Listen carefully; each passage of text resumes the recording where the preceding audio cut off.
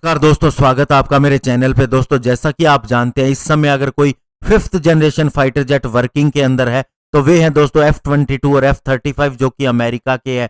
लेकिन दोस्तों, आपको बता दें, चाइना का 5th generation fighter jet J-20 भी कंडक्ट किया जा चुका है। ऐसे में दोस्तों, क्या वह उसका मुकाबला कर सकता है या नहीं? जैसा कि माना जाता है नहीं कर सकता, तो इसी के पीछे क्या रीजन है हम बात करेंगे। चलिए दोस्तों, शुरू करते हैं। दोस्तों, अक्सर बातें होती हैं चाइना के 5th जनरेशन फाइटर जेट के ऊपर कि ये कितना एजाइल है, लीथल है, स्टेल्थी है, कितने एडवांस फीचर इसके अंदर है। लेकिन फिर भी चाइना के लिए ये चैलेंज है कि क्या ये फाइटर जेट F-22 F-35 का मुकाबला कर पाएगा।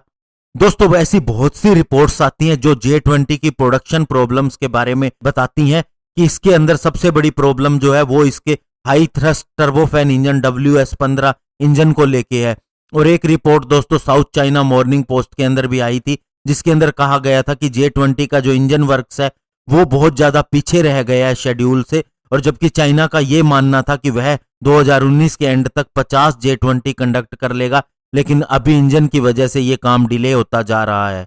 और अगर चाइना इन 50 फाइटर जेट का निर्माण कर भी लेता तो भी वह यूएस से बहुत पीछे रहता, क्योंकि यूएस के पास अभी भी करंट फ्लीट रेडी है जो कि 5th जनरेशन फाइटर से लेस है। और जबकि लॉकहीड मार्टिन ने एक स्टेटमेंट भी दी थी जिसके अंदर उसने कहा था कि वह 195 F-22 डिलीवर कर चुकी है, जिसके अंदर 186 जो है वो कॉम्बैट रेडी है। और इसके अलावा लॉकहीड मार्टिन और बोइंग के द्वारा बनाए गए F-22 के अंदर 2 प्रैट एंड विटनी के F-119 PW100 टर्बोफैन इंजन का इस्तेमाल होता है, जो कि आफ्टर बर्नर्स का इस्तेमाल करते हैं और 2 डायमेंशनल थ्रस्ट वेक्टरिंग नोजल्स के साथ आते हैं। और दोस्तों, F-22 फाइटर जेट 16 फीट ऊंचा है, 62 फीट लंबा है और इसके वेट की बात करें तो ये 43,340 पाउंड है और इसका maximum take off weight 83,500 kilogram है। इसके अलावा दोस्तों, सबसे इंटरेस्टिंग फैक्ट ये है कि F-35 और F-22 के इंजन थ्रस्ट को अगर चाइना के J-20 के इंजन से कंपेयर किया जाए,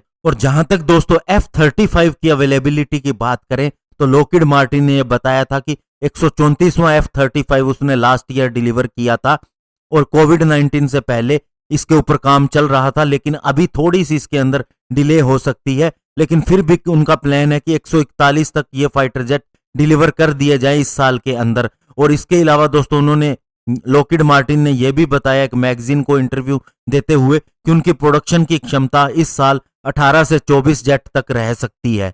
और दोस्तों, लास्ट ईयर दिसंबर के अंदर जो लॉकहीड मार्टिन की स्टेटमेंट आई थी उसके अंदर कहा गया था कि जो 134वां फाइटर एयरक्राफ्ट है ये शॉर्ट टेक ऑफ और वर्टिकल लैंडिंग के लिए बना है और स्पेशली यूनाइटेड स्टेट्स की मैराइन कोर्प्स के लिए बना है। और 2019 की डिलीवरीज के बारे में उन्होंने बताया कि इसके अंदर 81 F-35 यूनाइटेड स्टेट के लिए हैं, 30 इंटरनेशनल पार्टनर्स नेशन के लिए है और 23 इसके अंदर फॉरेन मिलिट्री सेल्स के हिसाब से कस्टमर के लिए है। और दोस्तों, चाइना की तरफ से अभी ये क्लियर नहीं है कि कितने J-20 फाइटर जेट वह बनाएगा और कितने को वो एक साल के अंदर बनाएगा। हालांकि दोस्तों, उसके पास अभी कोई भी ऐसी क्षमता नहीं है कि वह F-35 और F-22 का मुकाबला कर सके, लेकिन फिर भी उसकी एयरफोर्स के पास अन्य फाइटर जेट है जिनसे वह मुकाबला कर सकता है। और दोस्तों, एक कांग्रेशियल रिव्यू के हिसाब से ये बताया जा रहा है कि यूएस एयरफोर्स के पास जो टेक्निकल एयर पावर सुपीरियोरिटी है वह चाइना के मुकाबले लगातार कम होती जा रही है, क्योंकि चाइना भी अपनी एयरफोर्स को मॉडर्नाइजेशन की तरफ ले जा रहा है नए फाइटर जेट और मिसाइल्स के द्वारा, एयर टू एयर वेपन और कार्गो प्लेन और स्टेल्थ एयरक्राफ्ट के द्वारा। 2014 के अंदर दोस्तों यूएस चाइना इकोनॉमिक और सिक्योरिटी रिव्यू कमीशन ने यह रेकमेंड किया था कि कांग्रेस को एक आउटसाइड पैनल अपॉइंट करना चाहिए एक्सपर्ट का, जो कि यूएस चाइनीज मिलिट्री बैलेंस के ऊपर अपनी गाइडलाइंस देता रहे और मिलिट्री प्लान्स और बजट के बारे में सजेशन देता रहे। और 2014 के अंदर हालांकि इसे रिलीज किया गया था, लेकिन इसके अंदर एक रिपोर्ट आई जिसके अंदर पूरी तरह से डिटेल के अंदर चाइनीज एयरफोर्स के टेक्नोलॉजी प्रोग्रेस और डेवलपमेंट के ऊपर क्या चीजें उनके पास हैं, इन सारी चीजों का ब्यौरा दिया गया। और इस कमीशन ने जो अपनी रिपोर्ट कंपाइल की थी वो दोस्तों स्पेशली बेस्ड थी किसी अलग अलग तरह की रिपोर्ट्स के ऊपर, एनालिटिकल असेसमेंट के ऊपर और ओपन सोर्स इंफॉर्मेशन जो अवेलेबल है उनके ऊपर।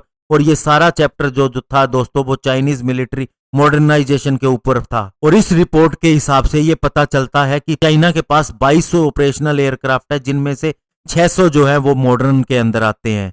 दोस्तों 1990 के अंदर चाइना ने अपनी एयरफोर्स को मॉडर्नाइजेशन करना शुरू किया और उसके अंदर बहुत सी कैपेबिलिटी विकसित करने की कोशिश की। और इवन दोस्तों रिपोर्ट में यह भी बताया गया कि J-20 के अलावा चाइना J-31 का भी निर्माण कर रहा है, जो कि एक स्टेल्थ मॉडर्न एयरक्राफ्ट होगा। और इसके अलावा चाइना के पास J-10, J-11 फाइटर जेट भी हैं। इसके अलावा रशियन बिल्ट Su-27 और Su-30 फाइटर जेट भी है और अभी वह नए Su-35 भी खरीद चुका है। और दोस्तों सुखोई 35 की बात करें तो ये बहुत ही वर्सेटाइल और कैपेबल एयरक्राफ्ट है और इससे चाइना की रेंज भी बढ़ गई है ऑपरेशन करने की। और इसके अलावा उसके करंट फाइटर के अंदर आने से स्ट्रेंथ भी बढ़ गई है और इससे यह ताइवान के स्टेट ईस्ट चाइना सी और साउथ चाइना सी के अंदर अपनी एयर सुपीरियोरिटी साबित कर सकता है। और इसके अलावा इसको रिवर्स इंजीनियर करने का भी प्रोग्राम चाइना ने कर लिया है, जिसके अंदर दोस्तों इसका एडवांस रडार, इंजन और बहुत से इसके अदर पार्ट भी शामिल है।